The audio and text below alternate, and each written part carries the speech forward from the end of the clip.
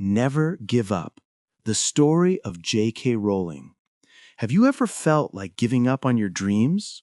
Have you ever thought that success was impossible for you? Today, I want to share with you one of the most inspiring stories in modern history. It is the story of a woman who went from living on welfare benefits to becoming the world's first billionaire author. Her name is J.K. Rowling, and her journey will show you that no matter how difficult life gets, you should never, ever give up. Let me take you back to a cold day in Edinburgh, Scotland in 1993. A young woman sat in a small, mouse-infested apartment. She had almost no money. She was a single mother with a baby daughter. Her marriage had failed. Her mother had died just 3 years earlier. She felt like the biggest failure in the world. Every night, she would look at her sleeping daughter and wonder how she would pay the bills. She received only £69 per week from government benefits. That is about $100 a month. She could not afford heating in her apartment. She could not afford childcare. She could not even afford to photocopy her manuscript. Many people in her situation would have given up completely. But this woman had something special inside her. She had a dream. She had a story to tell, and she refused to let poverty kill that dream.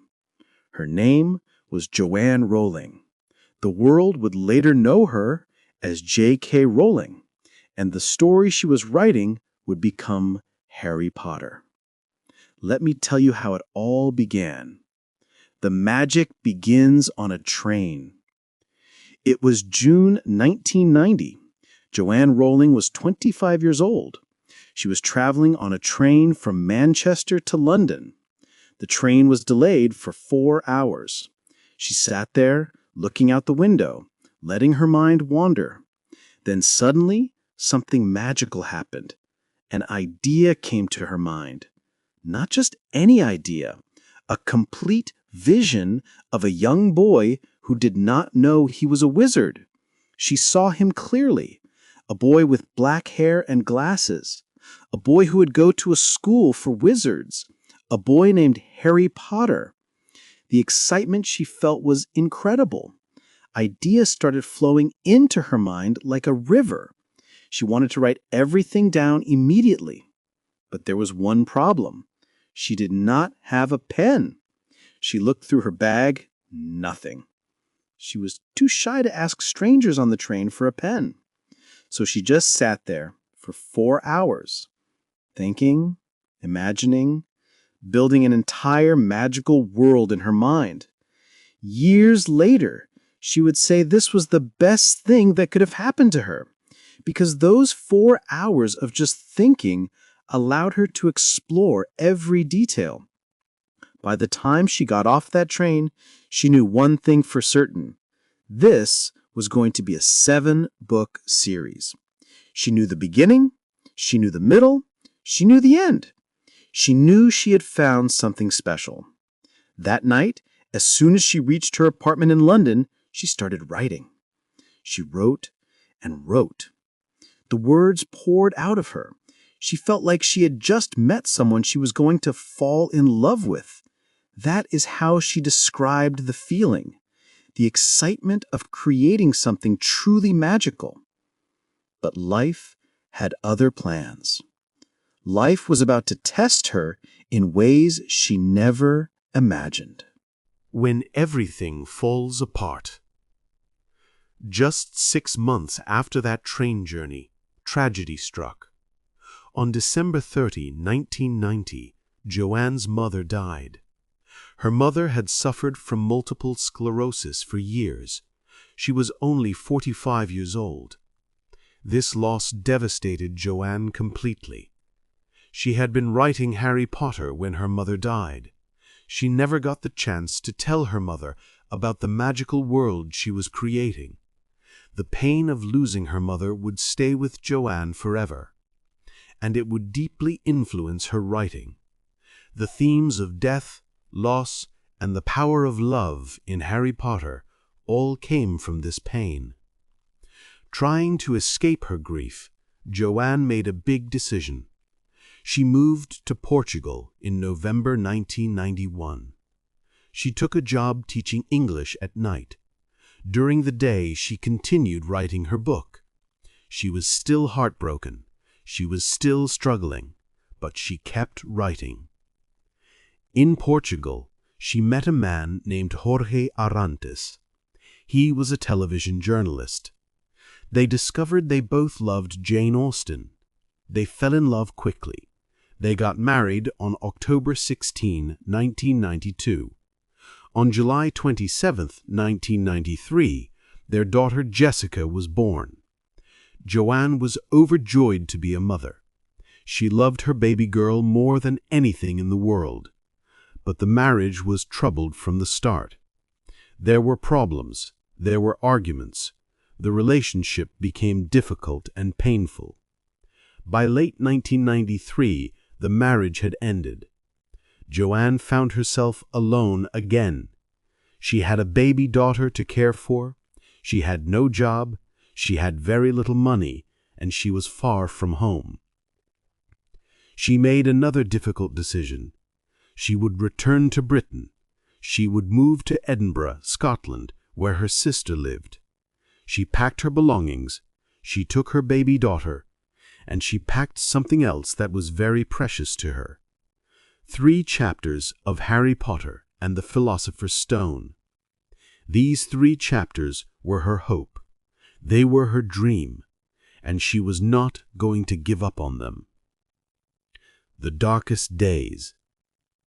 When Joanne arrived in Edinburgh in December 1993, her life looked hopeless. She moved in with her sister at first, but she did not want to be a burden. So she found her own apartment. It was a tiny, run-down place. She later described it as mouse-infested. The walls were cold, the heating barely worked, but it was all she could afford. She signed up for welfare benefits.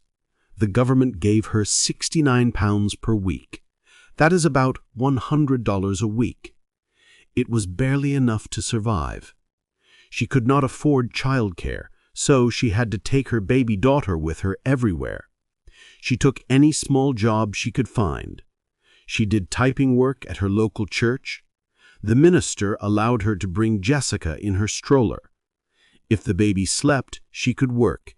If the baby cried, she had to stop.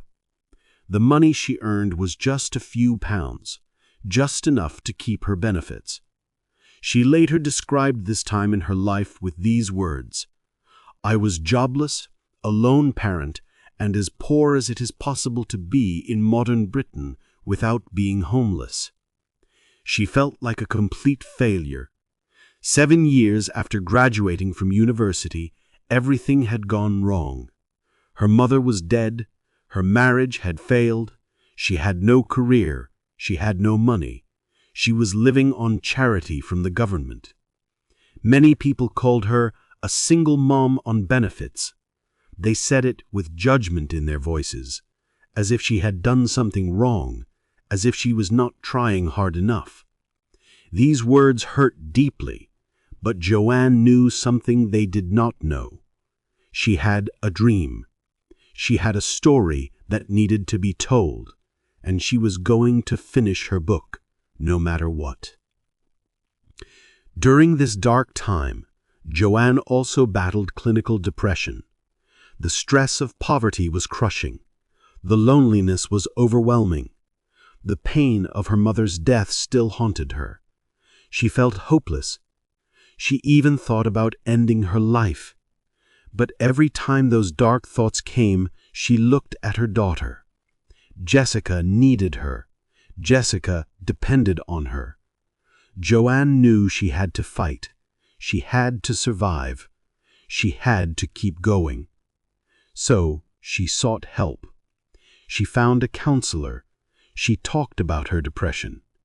She was never ashamed of needing help. Years later, she would say, "I went through a really rough time, and I am quite proud that I got out of that."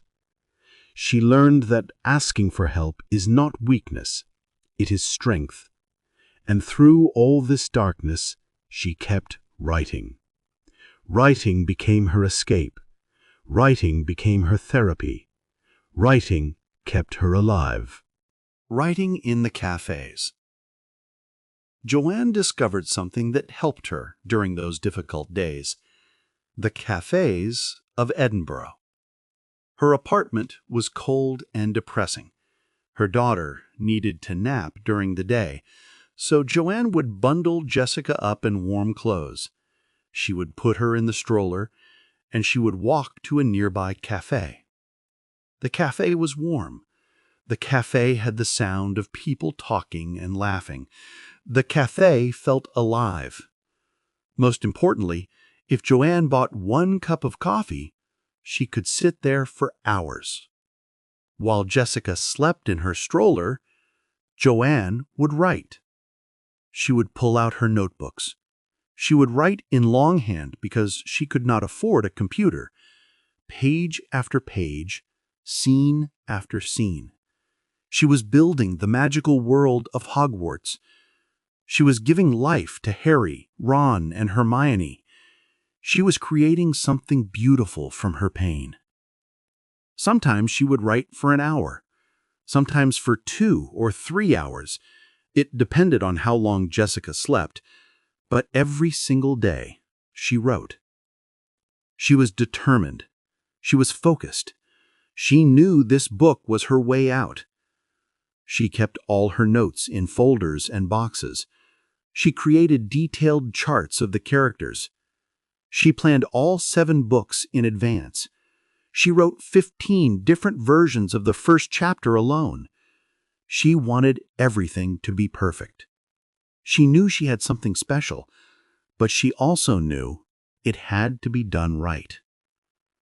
The other people in the cafes probably saw a poor young mother. They probably felt sorry for her. They had no idea that this woman was creating one of the most beloved stories in the world. They had no idea that this struggling single mother would one day be richer than the Queen of England. By 1995, after 5 years of hard work, Joanne finally finished her manuscript. Harry Potter and the Philosopher's Stone was complete. She had typed it on an old manual typewriter. She could not afford to photocopy it multiple times, so she typed several copies by hand. Her fingers hurt. Her eyes were tired, but she was done. She had finished her book. Now came the hardest part: finding someone who would actually publish it. The wall of rejection. Joanne sent her manuscript to literary agents first. She sent it to one agent: rejection. The response came back so fast it felt like they sent it back the same day. She sent it to another agent: rejection again. And another. And another. Rejection after rejection. Finally, one agent named Christopher Little agreed to represent her. This was good news, but now came an even bigger challenge. They needed to find a publisher. Christopher Little sent the manuscript to publishers. The first one said no. Too long. Children don't want to read long books. That is what they said. The second publisher said no. Books about magic don't sell. That is what they said. The third publisher said no. Children's books about boarding schools feel too exclusive. That is what they said. One rejection after another. Each rejection felt like a knife in Joanne's heart. She was starting to lose confidence. Maybe they were right. Maybe her book was not good enough. Maybe she was fooling herself. Maybe she should give up and find a normal job. But something inside her refused to quit.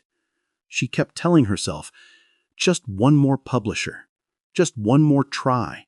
Maybe the next one will say yes.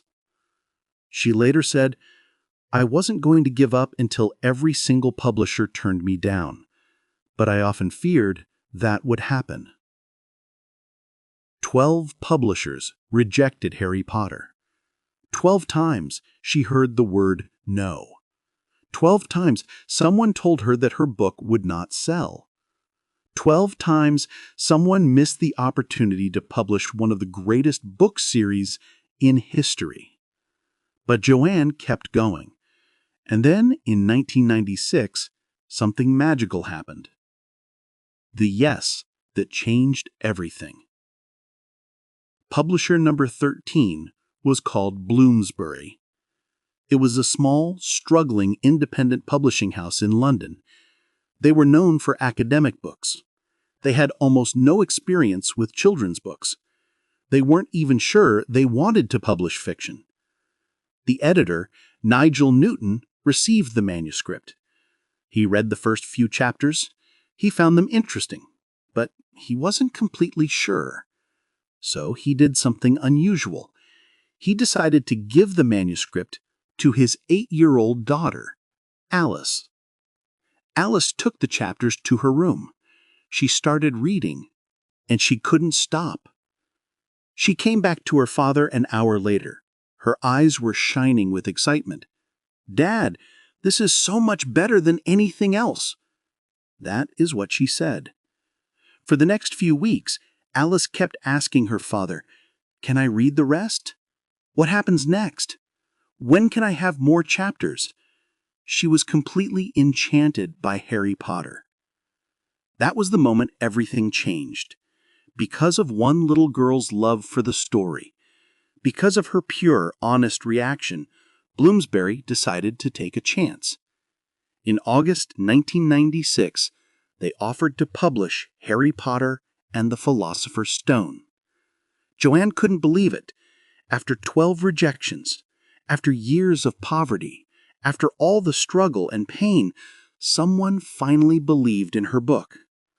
Someone finally said yes. The advance they paid her was small, only £2,500. That's about $3,200. It wasn't enough to change her life, but it was enough to give her hope. Bloomsbury printed only 500 copies in the first print run. 500 copies. They didn't expect much. They even told Joanne that she should probably get a day job. They said, "You will never make money from children's books." They also asked her to change her name. They worried that young boys wouldn't want to read a book written by a woman. So they asked her to use initials instead of her first name. Joanne Rowling became J.K. Rowling. The K stood for Kathleen, her grandmother's name. She didn't actually have a middle name, but she agreed to use initials to help the book sell. On June 26, 1997, Harry Potter and the Philosopher's Stone was published. Joanne was 31 years old. She had spent 7 years living with Harry in her imagination. Now, finally, the world would meet him too. And then something incredible happened. The magic spreads around the world. The book started selling immediately. Parents bought it for their children. Children loved it and told their friends. Teachers started reading it in classrooms. Word spread quickly. Have you read Harry Potter? You have to read this book. It's amazing. Within months, Harry Potter won the Smarties Book Prize. Then it won the British Book Award for Children's Book of the Year. Then it won the Children's Book Award. The awards kept coming. In February 1998, something even more amazing happened. American publishers heard about this book from England. They held an auction to buy the rights to publish it in the United States. Publishing houses competed against each other. The bidding went higher and higher, and finally, Scholastic Inc. won. They paid $105,000 for the rights. When Joanne heard the news, she could not believe it. She later said, "I nearly died when I heard." Just months earlier, She had been living on welfare. Now she had more money than she had ever imagined. She bought a proper apartment for herself and Jessica. She could finally stop worrying about paying the bills. But this was just the beginning. The American edition, called Harry Potter and the Sorcerer's Stone, was published in September 1998. It became an instant bestseller. Children across America fell in love with Harry Potter. Adults started reading it too. Everyone wanted to know what happened next. Joanne wrote the second book, Harry Potter and the Chamber of Secrets. It was published in 1998 and sold even more copies than the first. Then came the third book, Harry Potter and the Prisoner of Azkaban, in 1999. It became the fastest-selling book in UK history. The phenomenon was growing. Bookstores held midnight release parties. Children dressed up as wizards and witches. People lined up for hours to get the new books. Harry Potter had become a global sensation. In 2000, Warner Bros. Bought the film rights. They paid millions of dollars. The first Harry Potter movie was released in 2001. It earned $974.8 million at the box office. It was one of the biggest movies in history. Book after book, movie after movie. The success kept growing. By the time Joanne finished the seventh and final book in 2007, Harry Potter had become the best-selling book series of all time. Over 600 million copies sold worldwide, translated into more than 80 languages, a multi-billion-dollar empire. And Joanne, the woman who had once been too poor to photocopy her manuscript, the woman who wrote in cafes to stay warm, the woman who lived on government welfare, she became the world's first billionaire author. Forbes estimated her wealth at over $1 billion. She was richer than the Queen of England. She had done it all through the power of her pen, through her imagination, through her refusal to give up. The lessons we can learn. So what can we learn from J.K. Rowling's incredible story? Let me share with you the most important lessons. First, never give up on your dreams, no matter how impossible they seem. Joanne could have given up after the first rejection, or the fifth rejection, or the 12th rejection. But she kept going. She believed in her story.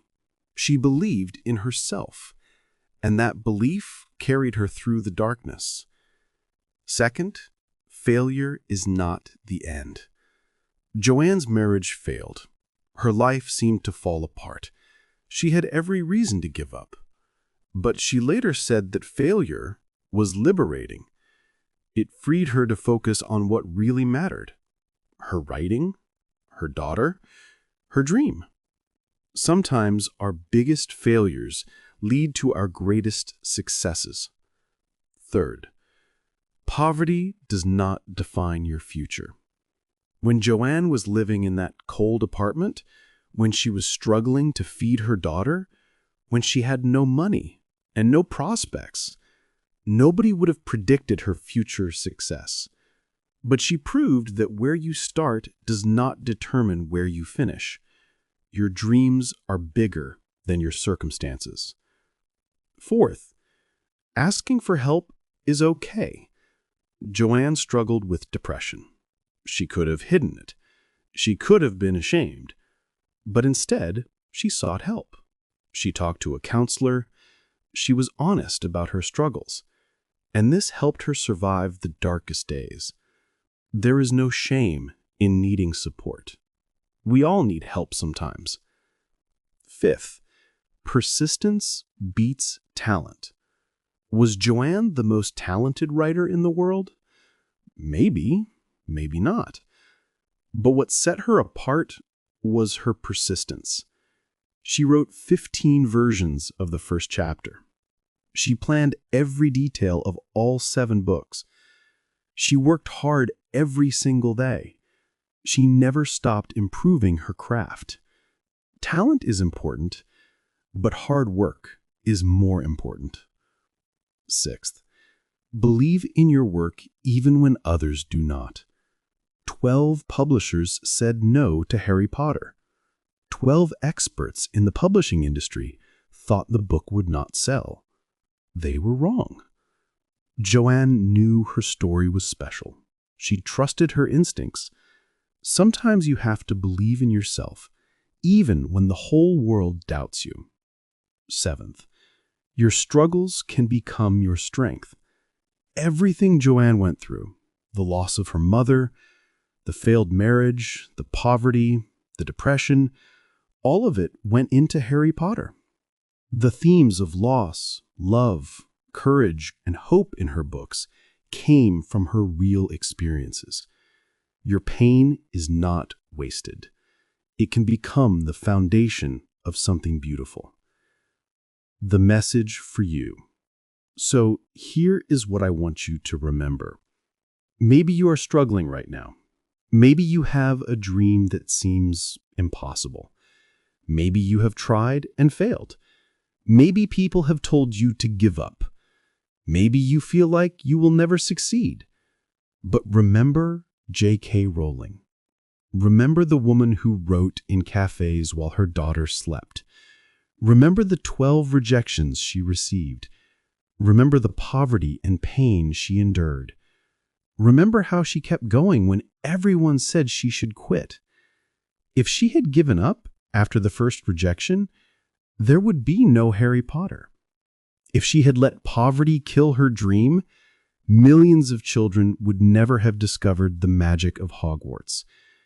If she had believed the people who said her book would not sell, the world would be a less magical place. But she did not give up. She kept writing. She kept believing. She kept trying. And she changed the world. You can do the same. Your dream is valid. Your struggle is temporary. Your effort will pay off, but only if you refuse to quit. Success is not about being the smartest person. It is not about having the most money.